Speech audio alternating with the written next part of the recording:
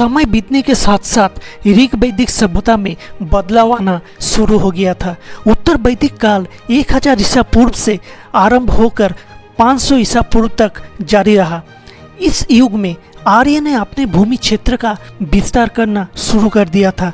उन्होंने गैर आर्य पर भी विजय प्राप्त की थी, जो उनके साथ उनके समाज में रहने लगे। जैसे जैसे भूमि क्षेत्र बढ़ता गया, राजा की शक्तियाँ बढ़ने लगी। शतपथ ब्राह्मण में उल्लेख है कि उत्तर वैदिक काल के अंत तक आर्य ने दक्षिण में विंध्य से लेकर उत्तर में गंगा घाटी तक अपने क्षेत्र का विस्तार कर लिया था। इस समय अवधि के दौरान बड़े राज्यों का विस्तार एक महत्वपूर्ण विकास था। सबसे पहले कुरु और पांचाल साम्राज्य फले फूले। परीक्षित और जन्मेजय कुरु साम्राज्य के प्रसिद्ध शासक थे। प्रवाहन जयबली पांचालों का एक लोकप्रिय राजा था। वो विद्या के संरक्षक थे।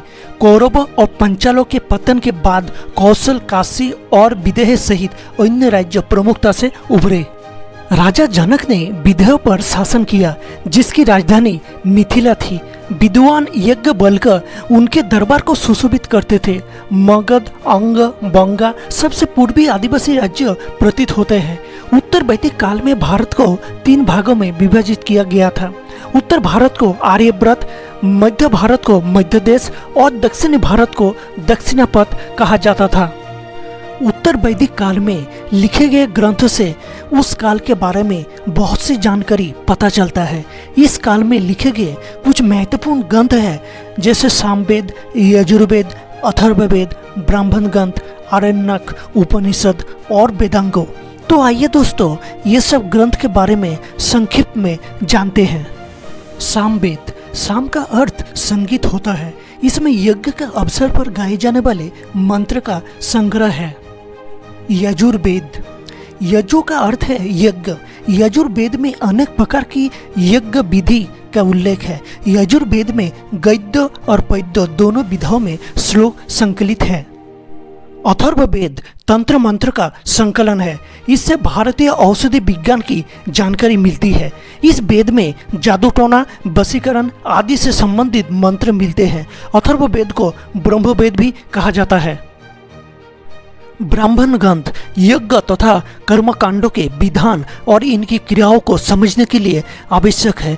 ब्राह्मण शब्द का शाब्दिक अर्थ है यज्ञ, अर्थात यज्ञ के विषयों को अच्छी तरह से प्रतिपादन करने वाला ग्रंथ है ब्राह्मण ग्रंथ। आरण्यक ग्रंथ की रचना जंगलों में निवास करने वाला विद्वानों द्वारा की गई है। इसमें यज्ञ, धार्मिक अनुष्ठान एवं दार्शनिक प्रश्नों की चर्चा की गई है।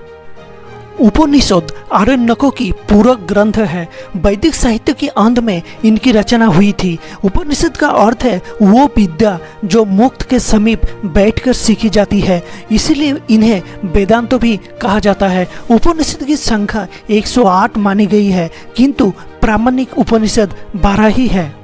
वेदांगो हिंदू धर्म के 6 सहायक अनुशासन है, जो प्राचीन काल में विकसित हुए और वेदों के अध्ययन से जुड़े हुए हैं। और ये 6 अनुशासन है: व्याकरण, शिक्षा, ज्योतिष, निरुक्त, छंद और कल्पसूत्र। चित्रित धूसर मिदभान क्षेत्र में लोहे की चीजें सामान्यतः प्रचलित थी। अतरंजी खेड़ा, नोहो एवं जोधपुर से प्राप्त वस्तुओं की कार्बन 14 पद्धति से निकाली गई तिथियां बताती है कि इस धातु गंगा के मैदानों में 1000 से 800 BC के बीच प्रचलन शुरू हो गया था। उत्खनन से ये भी पता चला है लगभग 800 ईसा पूर्व से पश्चिमी उत्तर प्रदेश में भाला और तीर कमान जैसे लोहे के हथियार आम हो गया था। उत्तर वैदिक काल के अंत तक लोहे का उपयोग विदेह और पूर्वी उत्तर प्रदेश तक फैल गया था। उत्तर वैदिक काल में लोगों ने विरोधियों को हराने के लिए लोहे की कुल्हाड़ी का उपयोग करना शुरू कर दिया था। यजुर्वेद में लोहे को श्याम कहा गया है और ब्राह्मण ग्रंथों में लोहे को कृष्ण आयास कहा गया है। जब उत्तर वैदिक काल में लोगों ने विस्तार किया तो उन्हें कई विरोधियों का सामना करना पड़ा था। बिहार के उत्तरी क्षेत्र और यूपी के पूर्वी क्षेत्र में वैदिक लोग काले और लाल मिट्टी के बर्तन का इस्तेमाल करने वाले लोगों के खिलाफ खड़े हुए थे। उत्तर प्रदेश के पश्चिमी क्षेत्र में ये लोग तांबे के औजार के साथ लाल और गिरुआ रंग के बर्तन इस्तेमाल करने वाले लोगों के खिलाफ खड़े हुए थे। हालांकि वो विस्तार की अपनी खोज में सफल रहे, क्योंकि उन्होंने घोड़े से खींचे जाने वाले रथ और लोहे के हथियारों का इस्तेमाल किया था। उत्तर वैदिक काल लगभग 500 BC तक समाप्त हो गया था। अंत में वैदिक लोग दोआब क्षेत्र से उत्तर में विदेह और पूर्व में कौशल तक फैलने लगे।